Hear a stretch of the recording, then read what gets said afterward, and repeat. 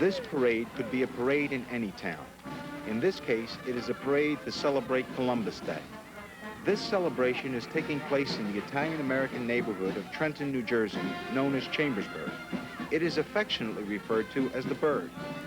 It is not only a section of Trenton, it is a state of mind that begins when a child raised in the Burg first realizes that his community seems a little different.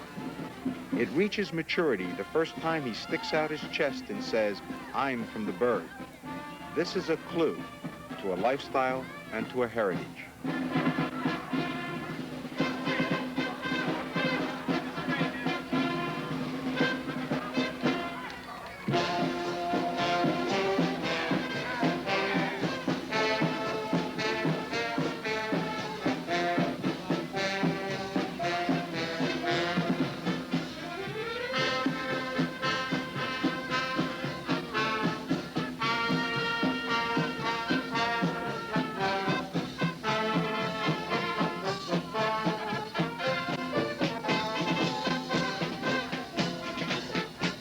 Pleased to meet you. I was a salamander at one time.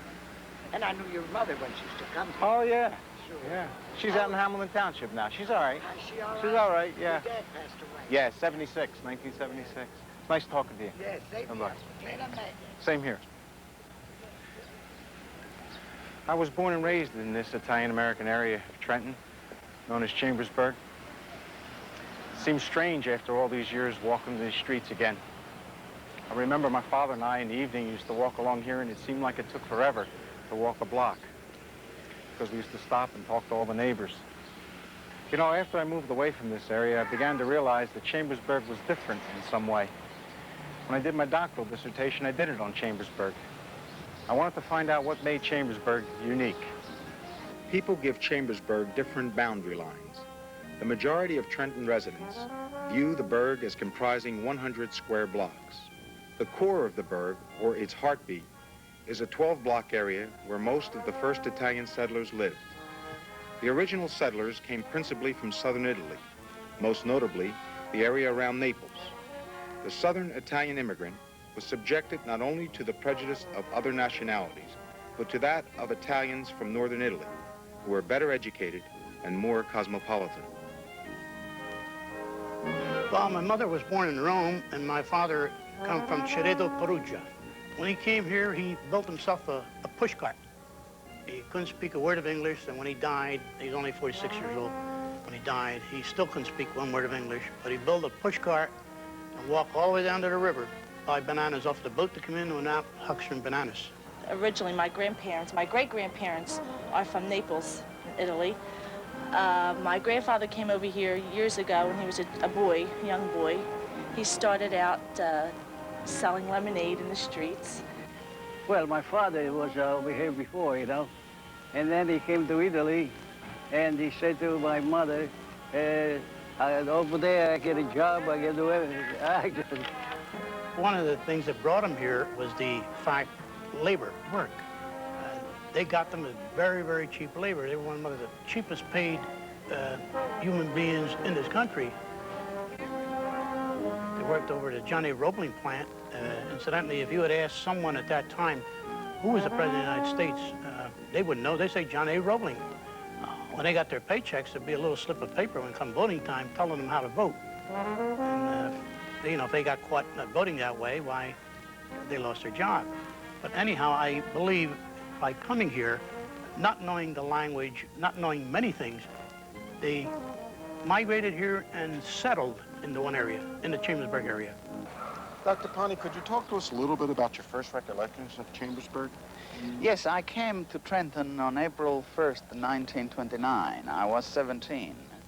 Remigio Pani is a professor of Italian studies at Rutgers University. Center and Ferry Streets. And the Burg was then a nice community to spend evenings and Sundays. And the Burg was what the old-timers say that it was. Professor Pani, in Italian businesses like Landolfi's Pastry Shop, I was amazed to see the entire family involved in the business. Is this typical? Indeed it is. When you say it's amazing, it's not amazing to an Italian because the family is the most important social unit for Italians, Italians in Italy and Italians in America. As a matter of fact, the first book on sociology was written by an Italian in 1434, and the title was The Family, written in Florence, where the author, Leon Battista Alberti, a great architect, also set down the rules and that should govern the family, that everybody has jobs to do for the family. And the Italian family in this country brought over from Italy this marvelous organization where everybody works for the betterment or the benefit of the unit, which is the family. Everybody's interests are subordinated to the one interest of the family. They all collaborate and work together. You say that the business is profitable, but yet you still live with the business. Why don't you buy a house in the suburbs and work here? Why is it all in one? I wouldn't have it. I wouldn't have it any other way, too. Why? It's so much nicer. I see my family. We're all together, and that's very important. The children were raised with the business. You know, I keep an eye on them, my wife and I, and it's so much nicer. I think if I had to have the business away from the house, I wouldn't want it. Do all the family members work in the business at some point? Oh, yes. Georgie will be leaving for Trenton State around 12 o'clock. Gary's here full time.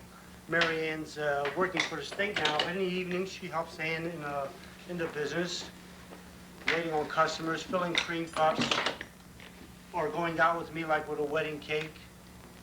Will any of them take the business over? Gary's more inclined to take over the business. We have a lot of respect here for family. Indeed, the Italian conception of the family is different than the normal American view. Whereas in America, families, husband and wife and children, perhaps, the Italian family has been, and still is today, the Italian-American family, a unit which includes all blood relatives to the nth degree. Then within the family itself, there is a kind of bond and an innate agreement that the family is the most important thing. The three most important things to me? Well, I got 5 most important things. I got my wife, my 3 daughters, and my son. The family is traditional, in a sense, perhaps conservative. And yet, within this traditionalism, the Italian family has been able to accept new ideas. For instance, Italian families here in Chambersburg sent their wives and daughters to work in the factories because their wages helped the family unit to survive and to improve and better themselves. My children were all in school. I waited until my youngest boy was in the 1st grade, and then I got a job because I felt that my place was at home with the children. And after they were in school, then I felt I was able to go to work and contribute to the family. There are a lot of liberated women in the Burg. Yeah, in Chambersburg. Sure. But I think they moved out. I don't think they're still here. Some people put so many Even though women work outside the home, the money they earn is used for the betterment of their homes and the education of their children. They do not view their jobs as careers in any liberated sense. A woman is expected to keep a clean home and cook from recipes handed down from mother to daughter. Bless me, Father, for these thy gifts, which we are about to receive through our bounty through Jesus Christ our Lord. Amen. Amen. Residents say that they feel comfortable in the Burg because so many relatives live close by, and they come together on Sundays and holidays. In addition to festive occasions like this one, friends and relatives visit each other at any time without prior invitation. This Easter dinner is a typical celebration because the people around this table are 3 generations who all live within blocks of each other. They join together to celebrate Easter by enjoying traditional foods. Women who prepare large traditional meals like this Easter dinner consider the preparation a sign of their worth and love for the family. Food was once considered a means of life and the product of labor for the family. That's why it is common in the Burg to see an abundance of food at any one meal. The food is a symbol of warmth and hospitality to friends. No matter how much food is on the table, a guest may hear the hostess apologize for not having even more food. And it's it. I tried a little different recipe. A little different.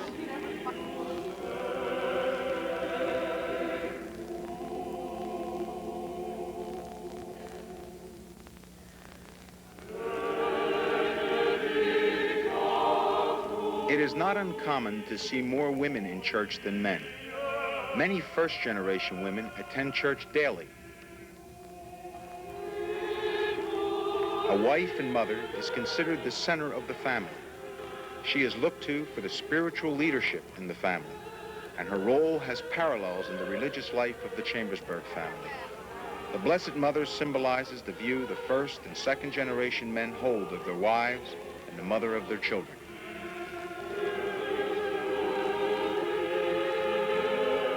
Those who have some religious, good religious tendency, they like, at least the older people, like to be not too far away from the church.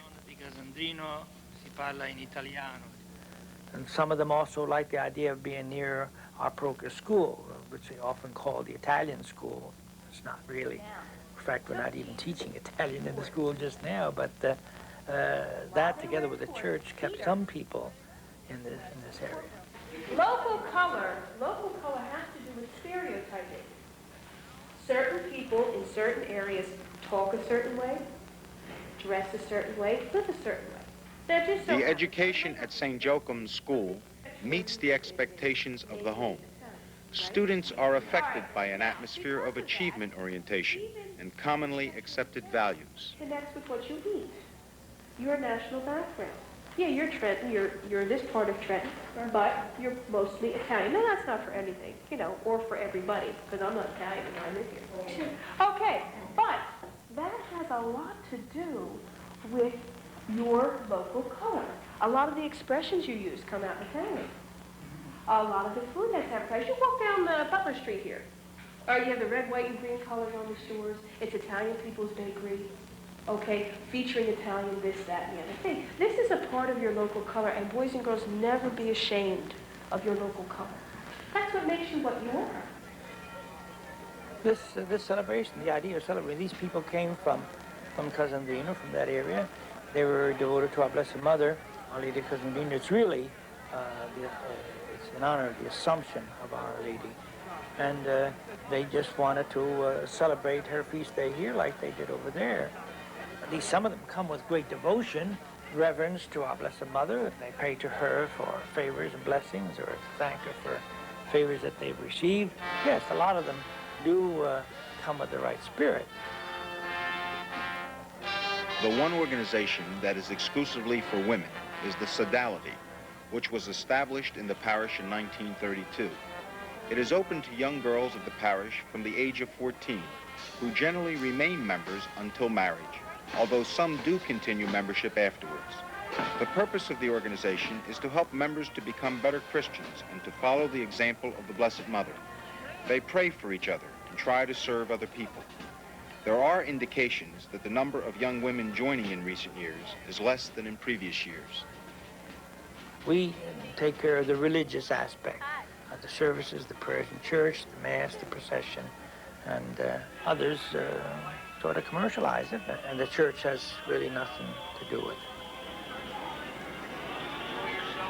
Does this create much of a problem for you, the Feast of Lights here? No, everybody wants feast. Everybody likes feast, especially the people of the Casandrino, che dalla popolazione con la protezione della Madonna sono venuti 8 sacerdoti dalla fede della nostra Madonna.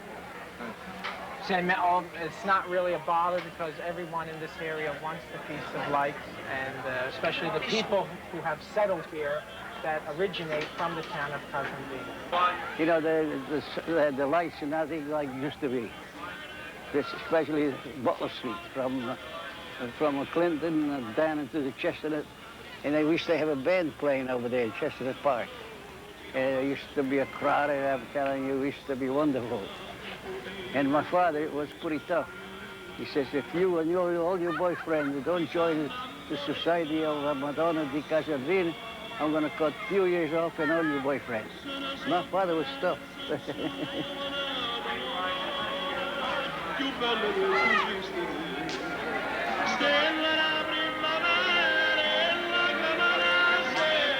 The Feast of Lights, so called because of the thousands of multicolored lights adorning the streets, is the biggest religious-related event in the neighborhood.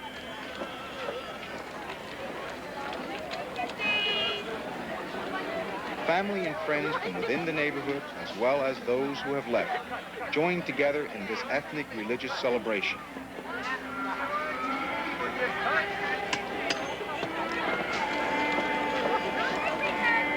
The young get a sense of nostalgia about the hometown of their ancestors through the food, the music, and the exhibition of pride and unity during this week.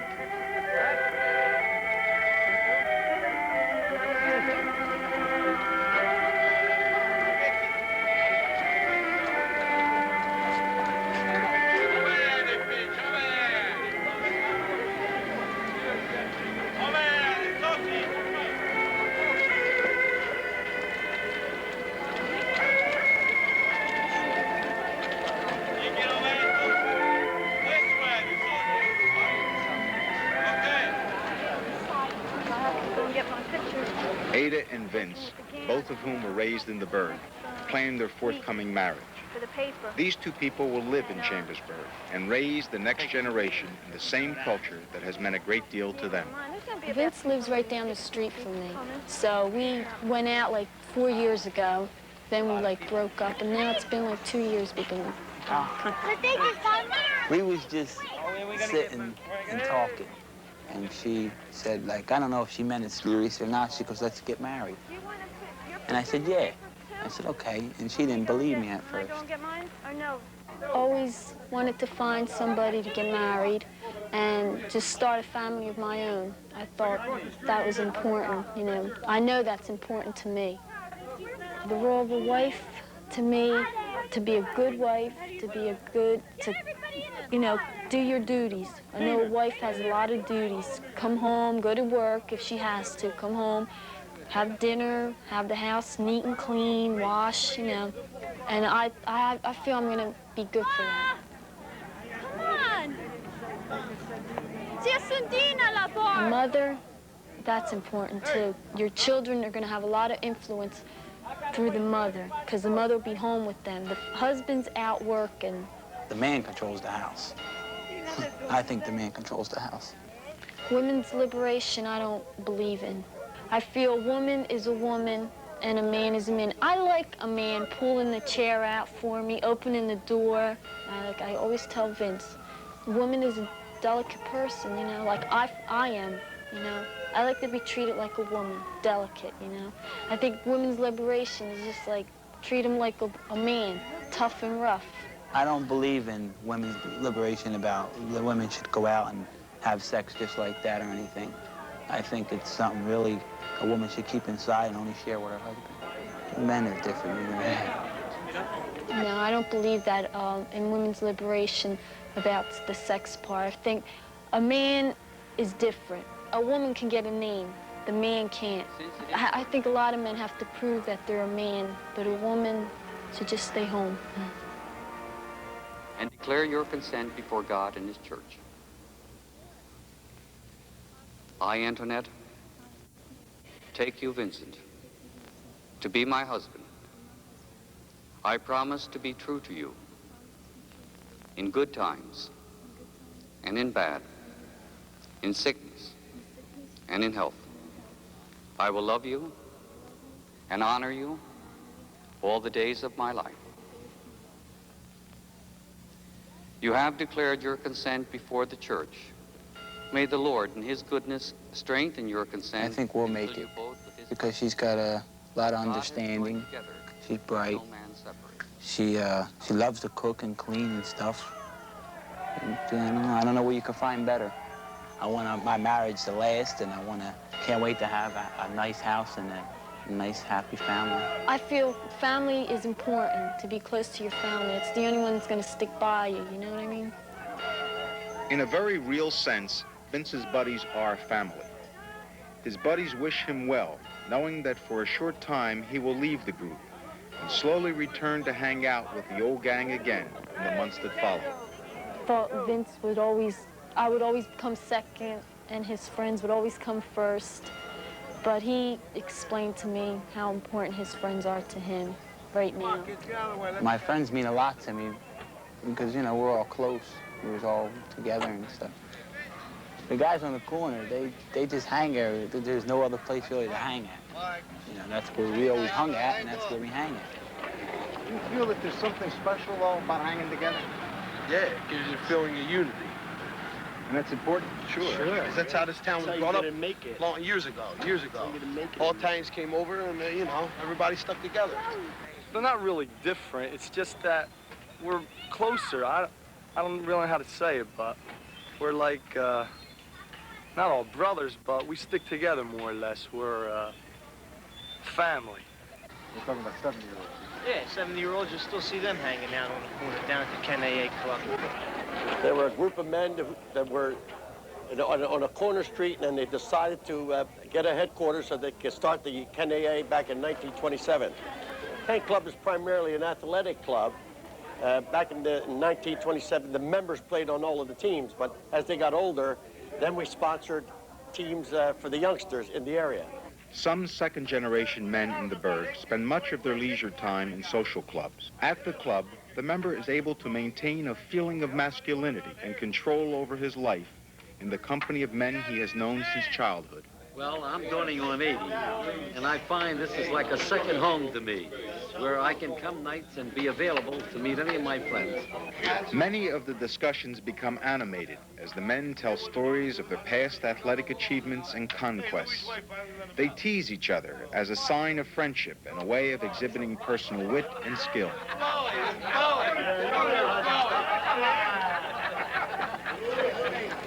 Four people from out of town walked into the place, the gondola where I work, and wanted to use the men's room. I says, go ahead. And he said to me, boy, sir, what a nice, clean neighborhood you got. And I says, well, it's been this way for years. I says, you see all them ladies sweeping? This goes on every day. We are proud of this neighborhood, and we take care of ourselves, and this is the way it is. And that's the truth.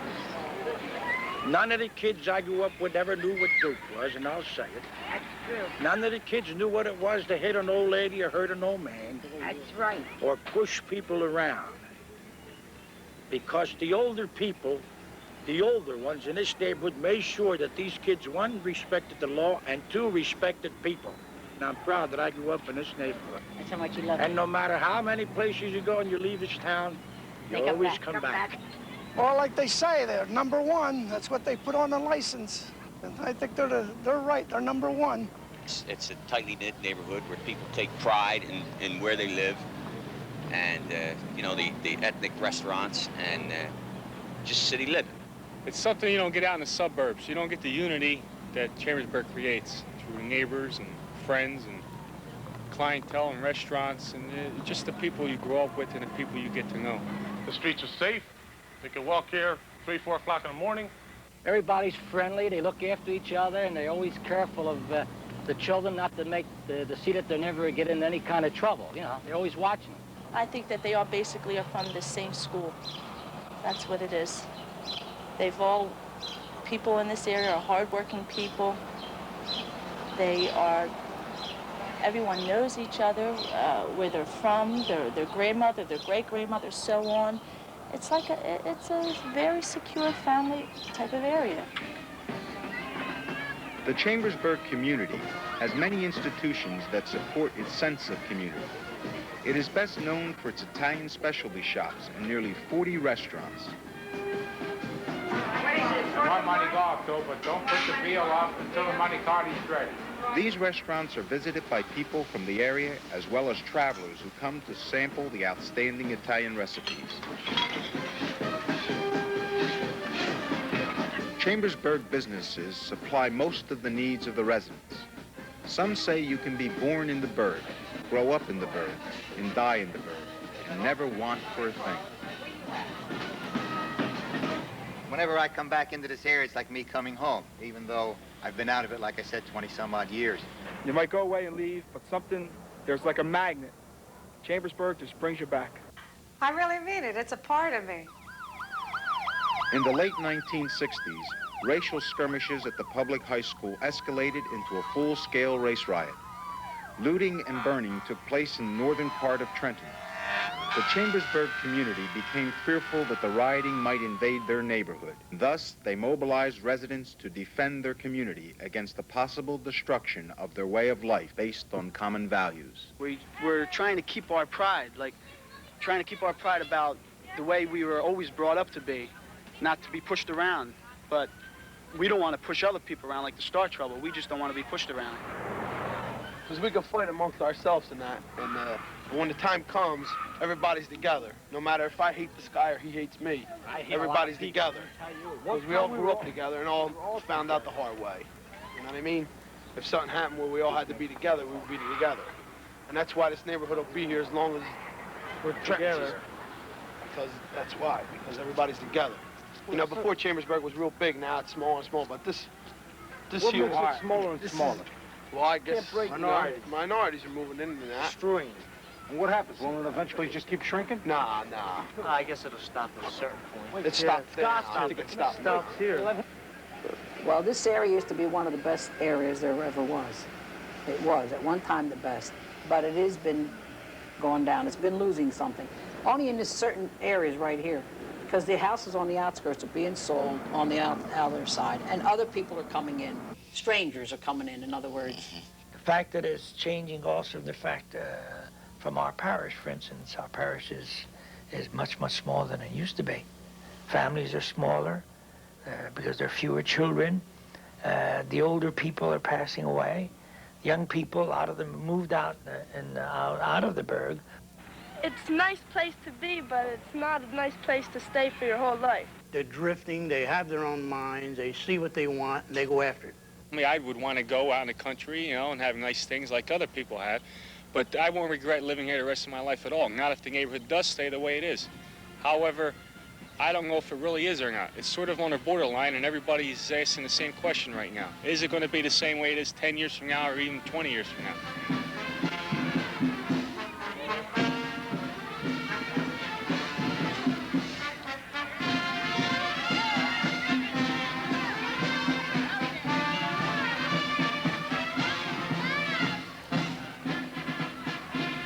The ancestors of the present Chambersburg people set their feet firmly in this alien soil nearly 100 years ago. The second generation has tried to preserve the attitudes and values of the first generation. And in so doing, they have transferred these attitudes and values into a state of mind. One can't help but wonder, what will happen to Chambersburg as each succeeding generation gets more and more opportunities? Will it lead the next generation to want to explore other lifestyles in other places?